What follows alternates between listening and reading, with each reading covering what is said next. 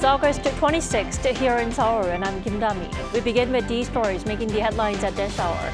Starting with the latest clashes over in the Middle East. Israel and Lebanese military group Hezbollah exchanged some of the heaviest cross-border attacks in months over the weekend, involving hundreds of drones and warplanes. Israeli Prime Minister Benjamin Netanyahu said Sunday's attacks are not the end, signaling more attacks to come. It's been nearly 3 weeks since Ukraine pushed ahead with its incursion into Russian territory. Ukraine continues its airstrikes across the border regions of Kursk, while Russian forces bolster its offensives against the attacks. President Yoon is set to address the nation this week to explain the status of its 5 key reforms to improve the national pension, healthcare system, education, labor conditions, and the birth rate. Tensions are ramping up in the Middle East as Israel and Hezbollah conducted cross-border attacks consisting of hundreds of rockets and fighter jets. Israeli Prime Minister Benjamin Netanyahu warned of more attacks if necessary. Our Moon Hae-ryun starts us off.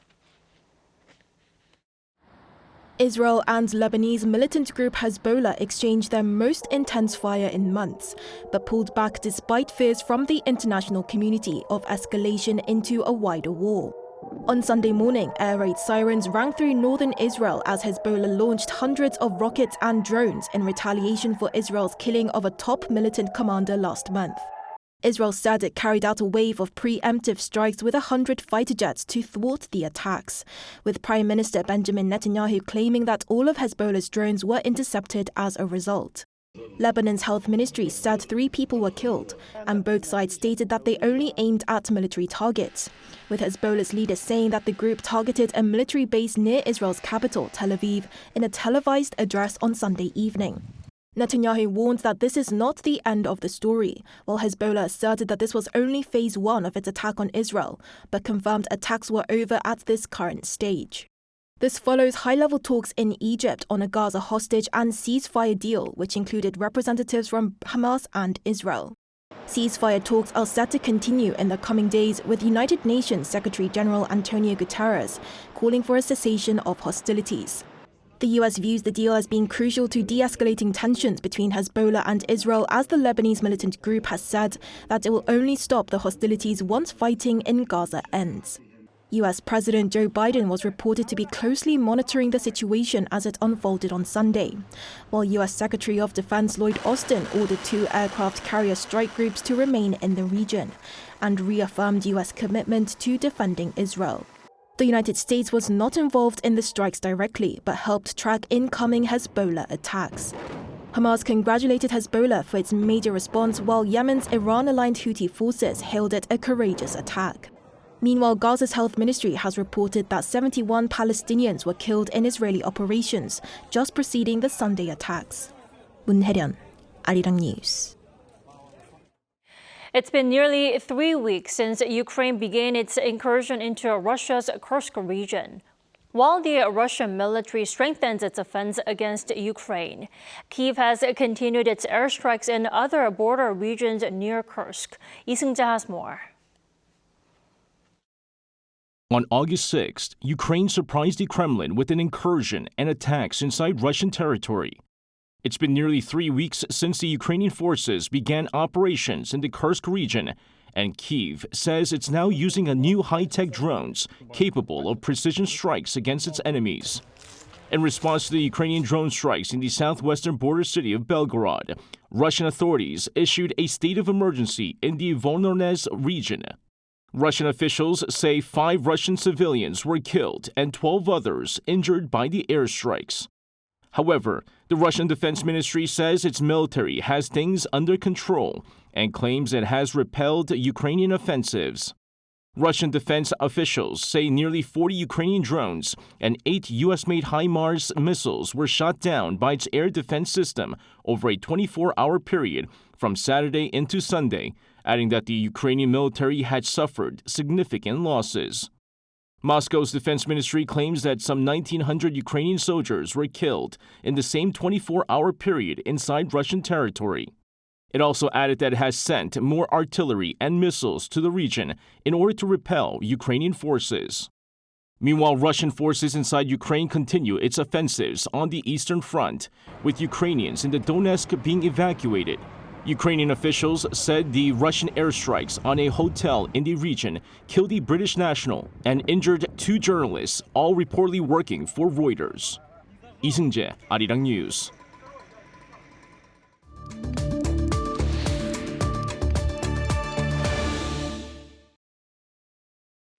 The South Korea-U.S. key summertime military drills have been ongoing since last week, and these are one of the acts that North Korea has long been angry about.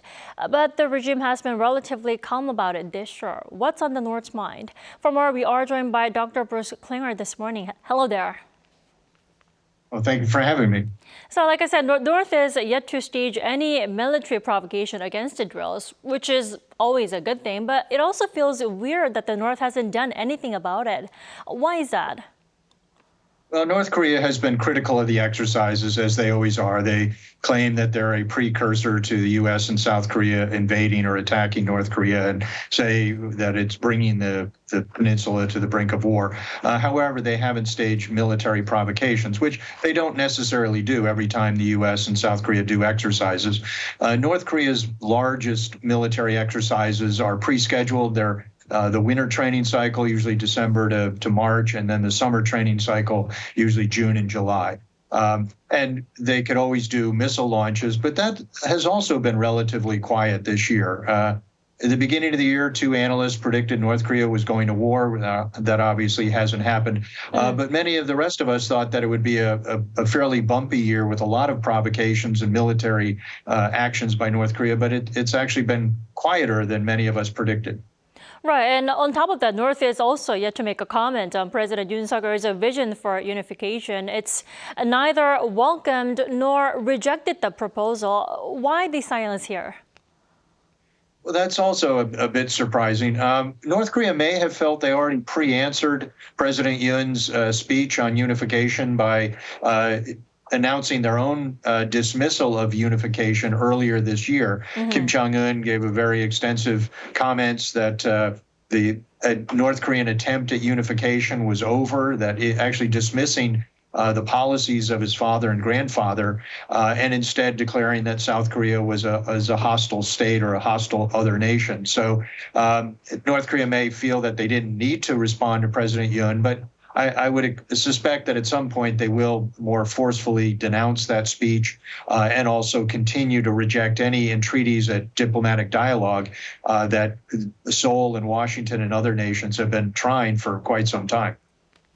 Dr. Klinger, a North Korean soldier defected to South Korea last week. Now, some experts say there is a gap in the area where North Korean soldiers lay mines, and some note that South Korea's playing up propaganda broadcast played a significant role in the defection. What's your take on the latest defection? Well, the inter-Korean boundary is probably the most militarized border in the world, and it's really quite amazing that anyone could infiltrate it, but it's only in small numbers, certainly not an attack capability. But I think the broadcasts are very effective. A number of North Korean escapees who come to South Korea say that the broadcasts of various types are very persuasive. The South Korean broadcasts aren't necessarily strongly critical of the North Korean regime. Some of them are providing information from the outside world, but they're also just providing South Korean soap operas, South Korean music, and it tends to have a corrosive effect on the loyalty of the populace of North Korea. Right, and shifting our gear to the U.S. election, upcoming U.S. election, both Republican and Democratic parties are yet to draw specific outlines for North Korea's denuclearization. Now, why is that? Does that mean the North's denuclearization is not their priority anymore? Well, my Korean friends are always disappointed that in any presidential election that both parties aren't talking extensively about North and South Korea. And U.S. elections, like most elections around the world, are usually determined on economic issues. Do you feel better or worse than you did 4 years earlier? And this campaign is even less focused on policy issues than previous campaigns. They tend to be much more personality focused than policy focused. That said, the Democratic platform does talk about North Korea, does talk about the importance of maintaining or strengthening alliances, including with South Korea. Initially, it wasn't as detailed, and it didn't mention CVID, but an election or a campaign official for the Harris campaign did point out that, yes, that continues to be the U.S. policy, as well as would be a Harris administration policy.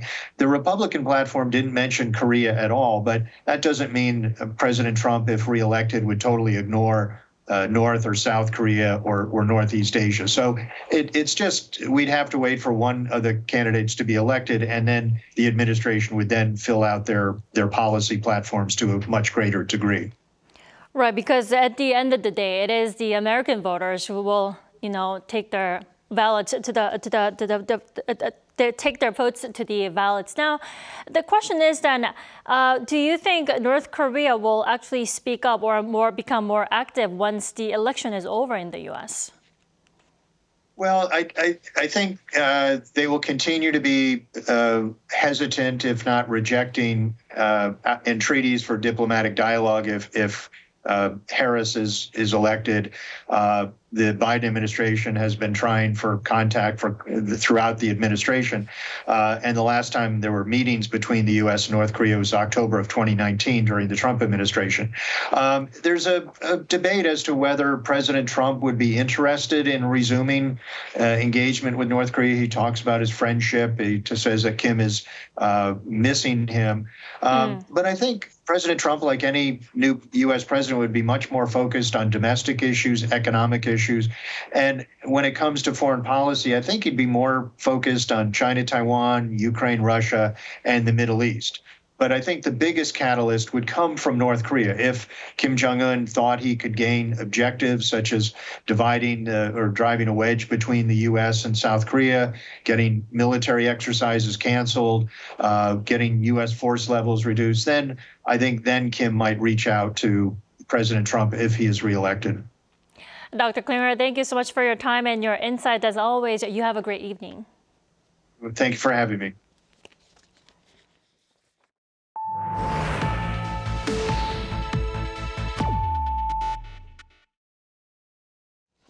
Seoul's top office has confirmed it is discussing Japanese Prime Minister Fumio Kishida's visit to Seoul.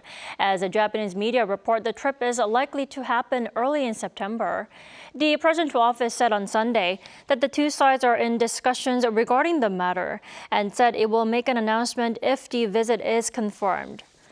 The Japanese PM has recently announced that it will not run in the upcoming Liberal Democratic Party leadership election at the end of next month. He is reportedly seeking to meet with Yoon to review the progress on initiatives to improve bilateral ties before he steps down. So far, the two leaders have met 11 times since Yoon was inaugurated in 2022. And President Yoon is set to announce the direction of his government's pension reform as he addresses the nation in a briefing session this week to update the public on the status of his 5 major reforms. Our Oh Soo-young has more. President Yoon Suk-yeol will push for a new plan to reform the public pension scheme as South Korea's rapidly aging society faces the possible depletion of pension funds within just 30 years. According to various presidential officials over the weekend, Yoon will address the nation this week to explain the status of his 5 key reforms to improve the national pension, healthcare system, education, labour conditions and the birth rate. In his briefing, Yoon will mainly set the tone for the government's soon-to-be-announced roadmap for pension reform, the first since 2007. One official told Arirang News that Yoon feels he must personally address the issue, recognising that the national pension affects every citizen, particularly the younger and future generations. The current structure allows people to receive more than they've paid over the years, causing a deficit. This puts a burden on future generations who have to cover the difference. When the pension system was first introduced, it was designed generously to encourage people to join. It was expected the premium rates would gradually increase and the income replacement rate would decrease over time. However, After the 1997 Asian financial crisis and even during the 2007 pension reform, there were proposals to increase the premium, but they weren't implemented. South Korea, having the world's lowest birth rate and a declining population, means fewer young adults will have to support the disproportionately large number of pensioners. As experts predict, the current pension funds will run out by 2055. Those born after 1990 would not receive any payouts upon retiring at age 65, despite their decades-long contributions. Previous discussions in Parliament have focused on parametric measures, such as adjusting the insurance premium rate, how much you pay, and how much of your income can be replaced by your pension payout, the so-called income replacement rate. To secure fiscal sustainability and generational equity, the government is likely to increase the premium rate from the current 9% to 13%, which the ruling and opposition parties agreed on earlier this year. However, the new plan is expected to also introduce structural changes by proposing a slower rate of increase for younger people to meet the 13% target, while the older generation would be subject to steeper increments.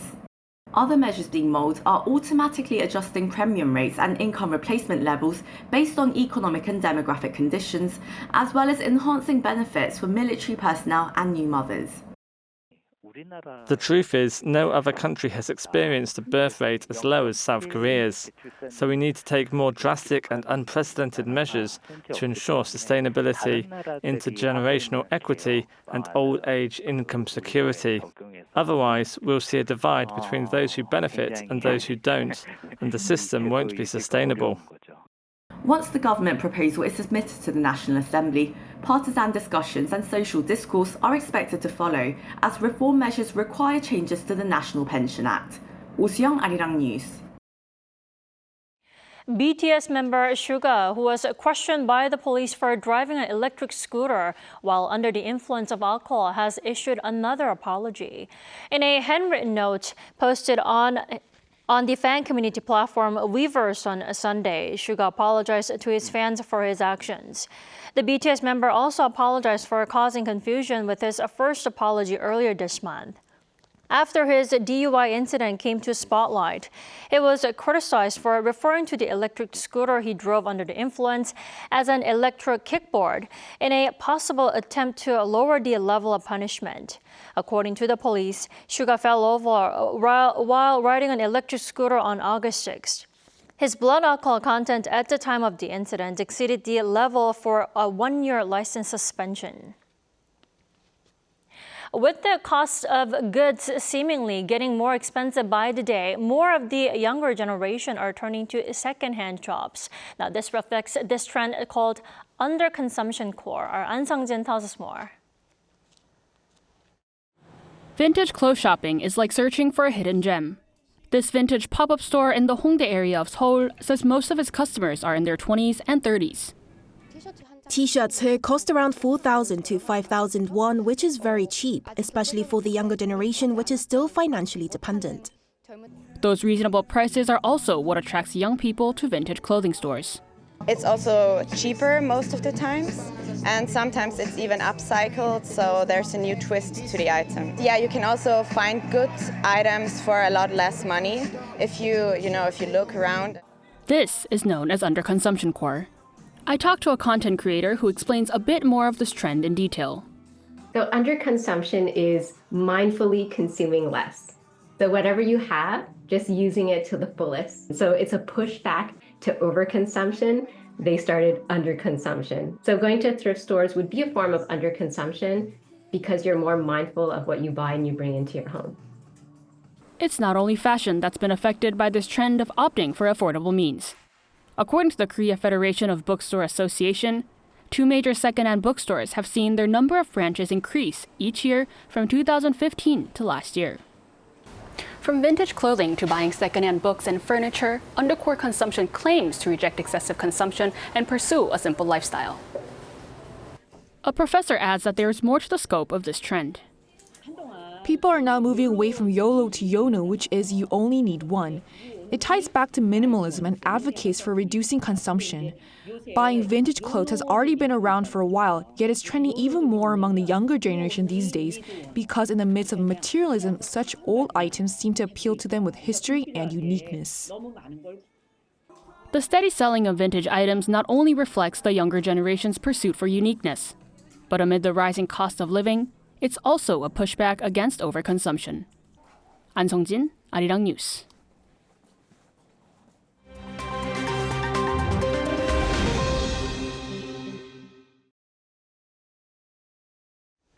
Good morning, I'm Walter Lee, filling in for Kim Shi-young, and this is The World Now. We start off this morning in Solingen, Germany, which saw protests on Sunday's local time from a far-right organization for the political party Alternative for Germany. This follows the arrest of 26-year-old Syrian man named as Izar al-H, who is accused of stabbing an attack on Friday which left 3 people dead and 8 injured. The stabbing took place during a festival marking the city's 650th anniversary named the Festival of Diversity. The Islamic State militant group has claimed responsibility for stabbing attacks, saying that the act was to avenge Muslims in Palestine and everywhere. Izar handed himself in to police in the city of Solingen. The far-right protest was met with counter-protests against fascism. Moving to Santa Cruz in Bolivia now, where volunteer firefighters are fighting wild bushfires which are threatening the livelihoods of indigenous communities and livestock in the area of Santa Ana. The Chicotano forest in Bolivia is currently under threat, and locals are doing what they can to save the wildlife while they wait for the authorities to step in. Chief of the Central Pauconeca indigenous community, Maria Suarez, has expressed her sadness to see animals dying because they have nowhere to eat due to the destruction by the fires. The locals currently have no water to fight the fires, Suarez continued.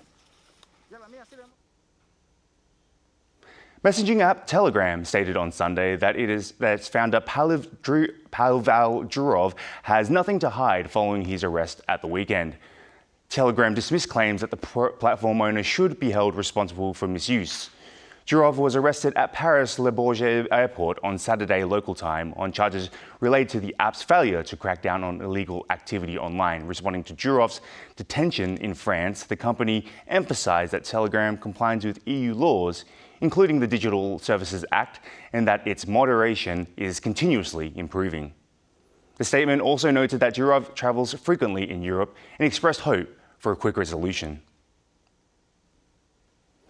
The 2024 Paralympic Games torch arrived in France from the UK through the Channel Tunnel on Sunday. The relay started the day before in Stoke Mandeville, England, the birthplace of the Paralympic movement, which was envisioned by neurologist Ludwig Guttmann in 1948. British athletes carried the torch midway through the undersea tunnel, handing it off to French competitors who brought it to Calais.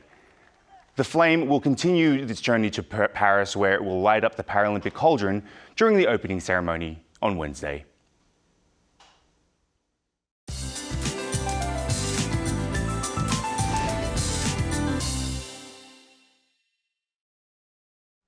Good morning. It was a return to tropical nights last night in Seoul after a one-night break on Saturday.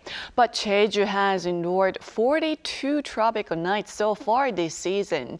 But I must say, at least suffocating heat died down a bit compared to last weekend in many parts. But it seems like we'll have to wait until the Chuseok holiday in mid-September to feel the autumn breeze. Keep an umbrella handy again. There's a chance of passing rain with 5 to 40 millimeters in the forecast across much of Korea, along with thunderstorms. And this afternoon, Seoul gets up to 31 degrees. Daejeon, Gwangju, Daegu will be topping out at 33 degrees Celsius. But the humidity will make feels like temperatures a couple of degrees higher. The East Coast and Jeju could be rainy for the next couple of days. Meanwhile, Korea's weather could be affected by Typhoon Shanshan this week. That's forecast to approach western and eastern Japan from Tuesday, which will bring heavy rain and violent winds to Japan. That's Korea for you, and here's a look at the international weather conditions.